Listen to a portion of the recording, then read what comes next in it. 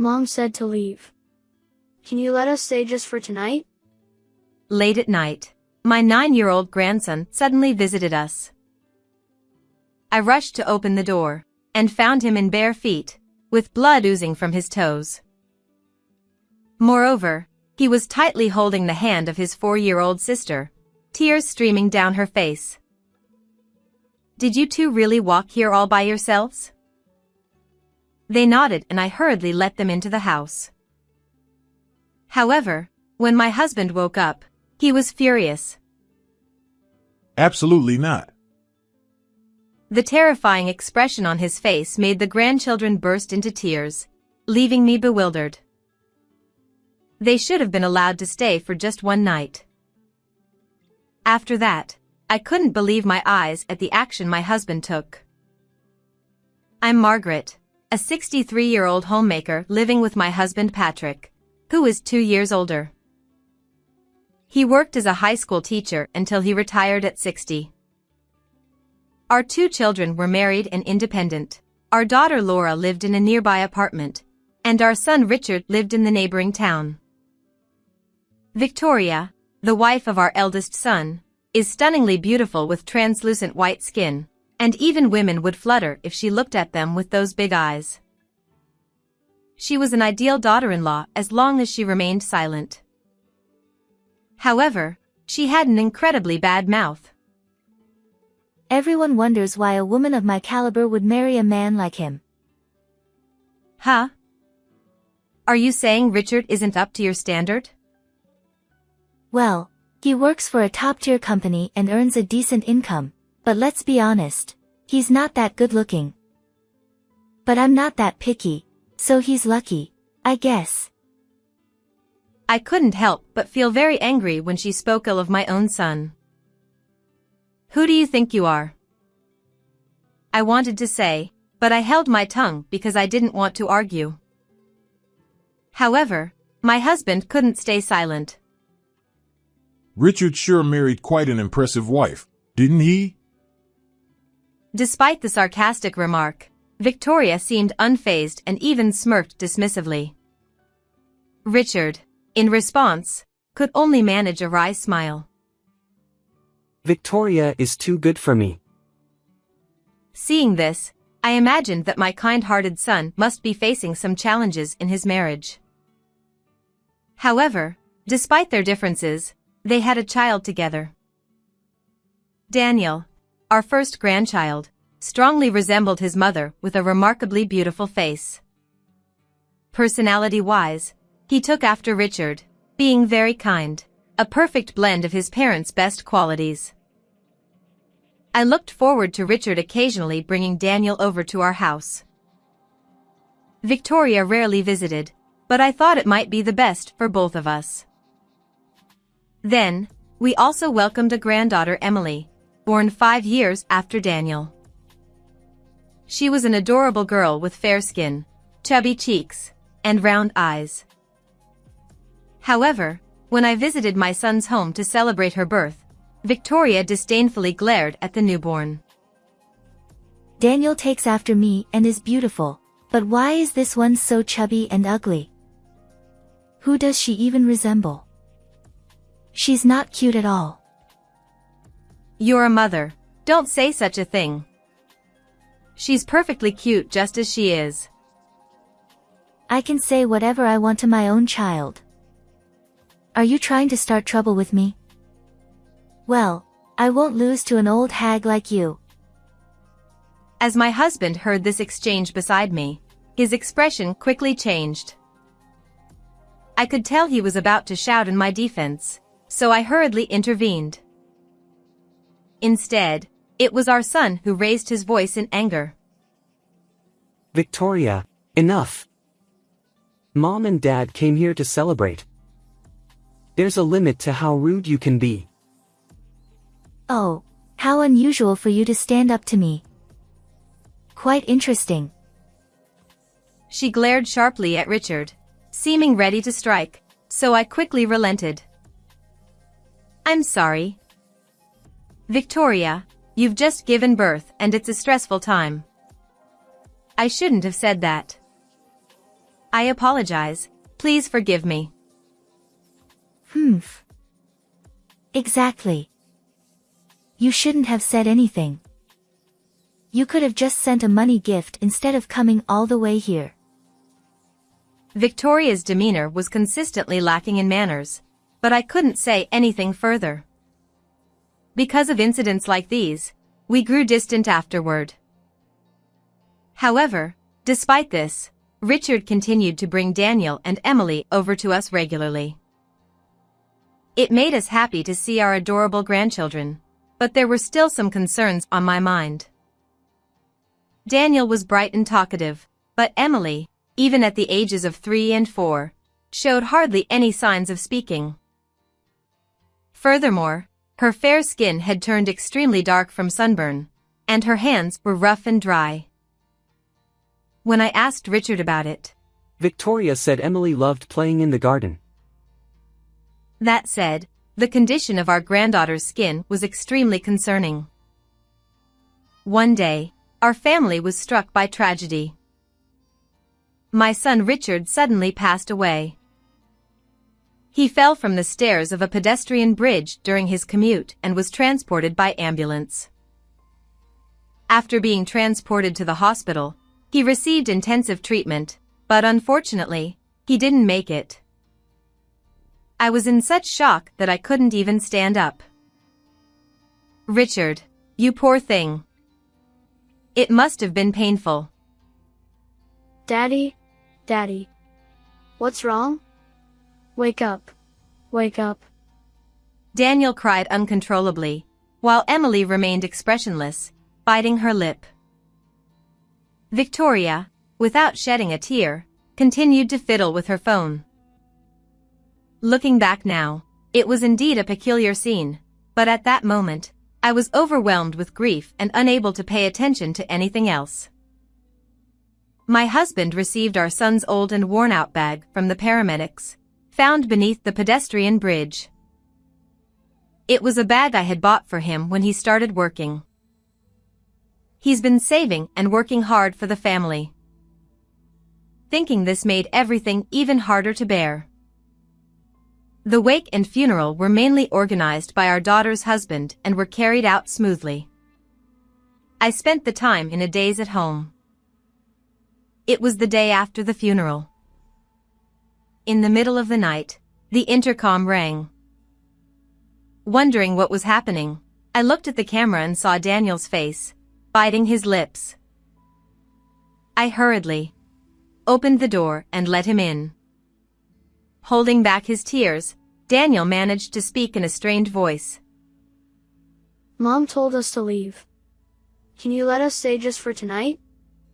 My grandson was barefoot, and there was blood oozing from his toes. Did you two walk here all by yourselves? The grandchildren nodded, but it was a 10-minute drive from the neighboring town. While 9-year-old Daniel might manage to walk, Emily was only 4 years old. Besides, it was the middle of the night. They must have been terrified. When I let them into the living room, my husband had also awakened, so I consulted him about Daniel's request to stay just for the night. Grandpa, we'll leave tomorrow, please. Absolutely not. Upon seeing my husband's furrowed brow and fearful expression, the grandchildren burst into tears, and I was wide-eyed with surprise. Can't we at least let them stay for one night? I began to plead, but my husband hugged the grandchildren tightly, sobbing uncontrollably. Even during our son's funeral, he held back tears. We've been married for 30 years, yet this was the first time I had seen my husband cry like this. Don't say just for today. Stay here forever. Poor you. I realized his feelings with those words, and I couldn't stop crying. Later, I asked the grandchildren what had happened, and what they shared was shocking. Victoria, who was supposed to be a homemaker, was often out during the day, leaving the children at home alone. Even when she was home, she would frequently scold and roughly push Emily around for various reasons. As a result, whenever Emily cried, Victoria would shout angrily, Shut up. Be quiet. You're annoying. Over time, Emily learned to cry silently without making a sound. Daniel reportedly got scolded too when he tried to defend his younger sister because he felt sorry for Emily.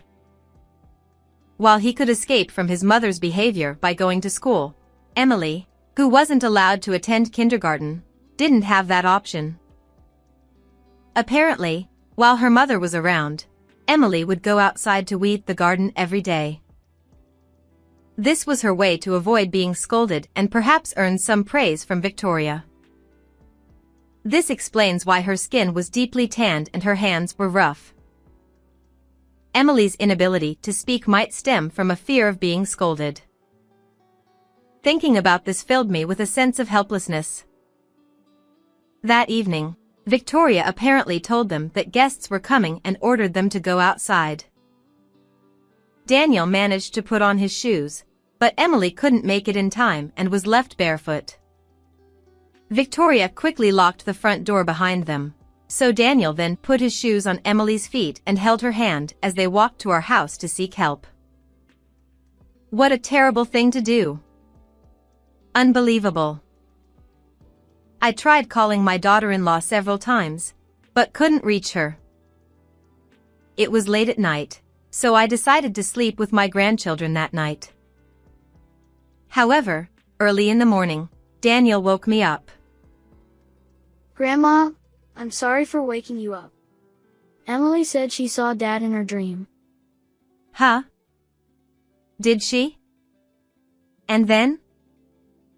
Dad told Emily to look inside the bag.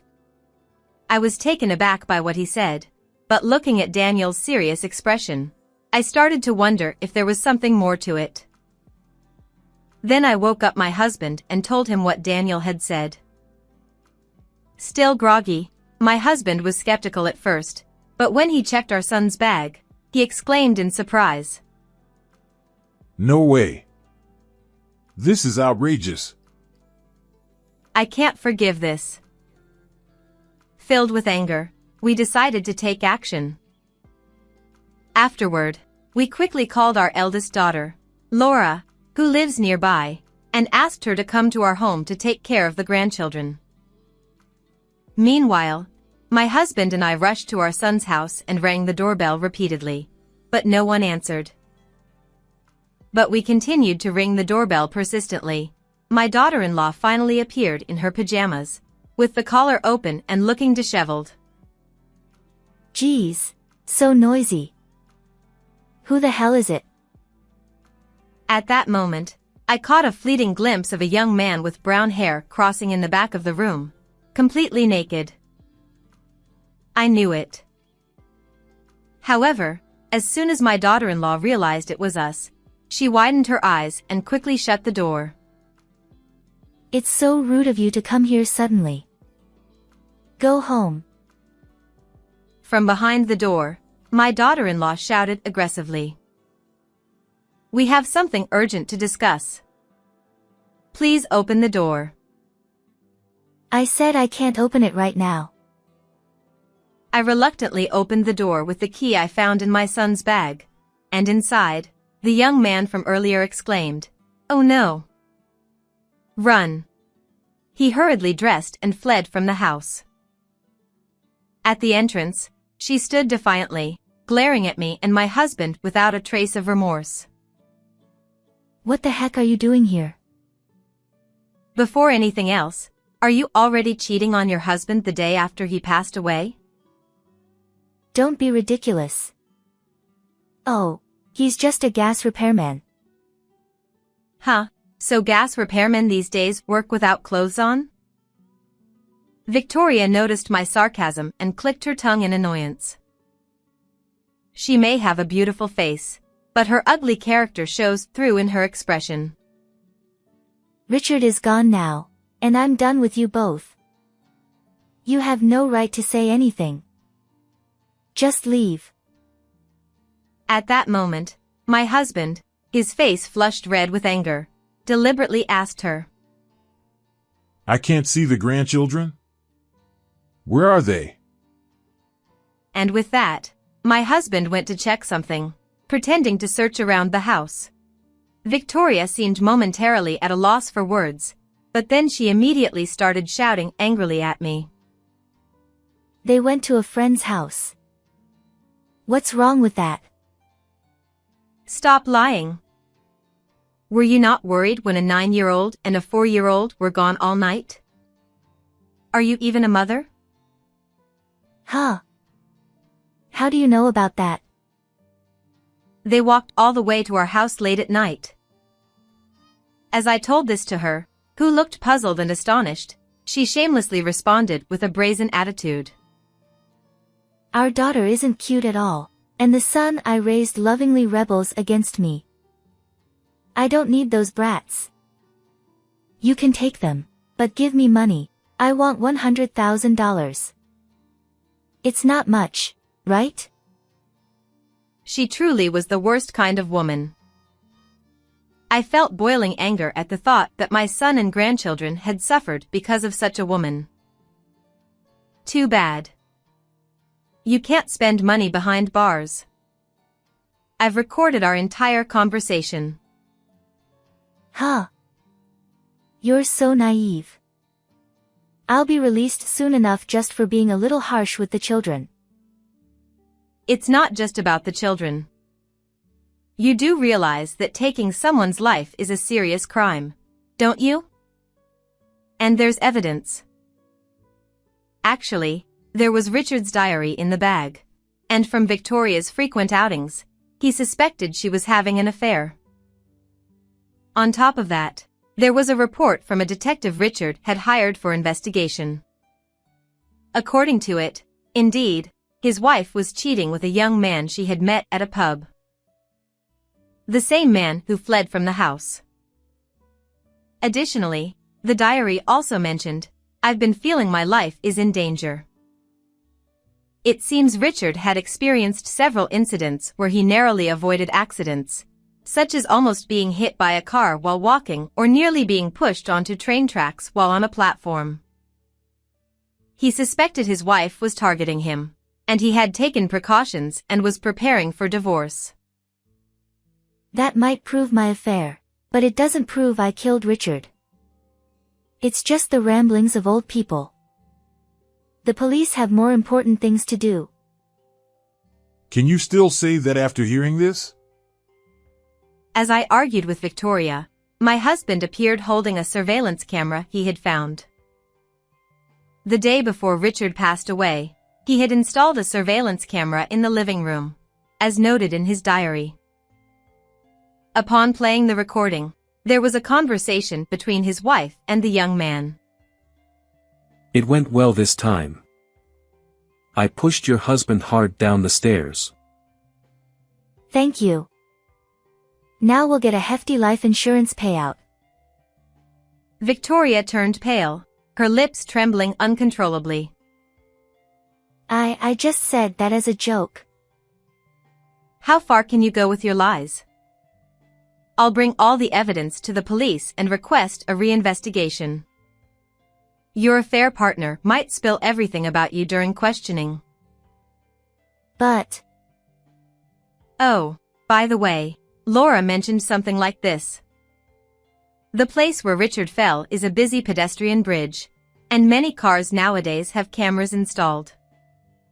Laura suggested spreading the word on social media to see if there were any witnesses at that time. Victoria's eyes widened, and she looked visibly shaken, placing a hand over her mouth. However, she quickly changed her tone and began to apologize. I'm sorry.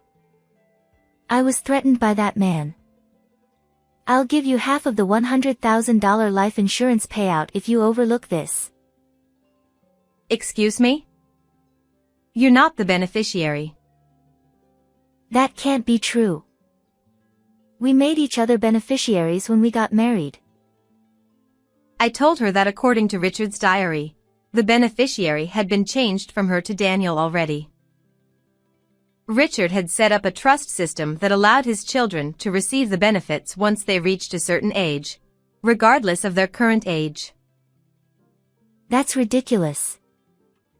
It was a plan to get a large sum of money. She collapsed on the spot, crying and screaming like a child, utterly miserable. We watched her coldly in silence. Afterward, both were arrested. Taking someone's life is a serious crime, and they are unlikely to be free for a long time. Even if they were to leave prison, no one would want anything to do with them. Currently, my grandchildren live with me. In fact, my daughter and her husband also live with us, supporting us, and they lovingly care for the two children as if they were their own. Emily, who used to be quiet, has started to open up and gradually began to talk more. I am determined to stay strong and see these children's happiness through until the end.